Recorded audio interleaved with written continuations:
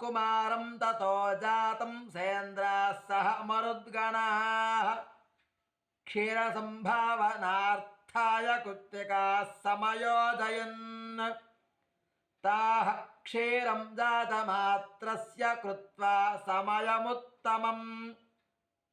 ततः पुत्रोऽयमस्माकं सर्वासामिति निश्चिताः ततस्तु देवताः सर्वाः कार्तिकेय इति ब्रुवन् पुत्रस्त्रैलोक्यविख्यातो भविष्यति न संशयः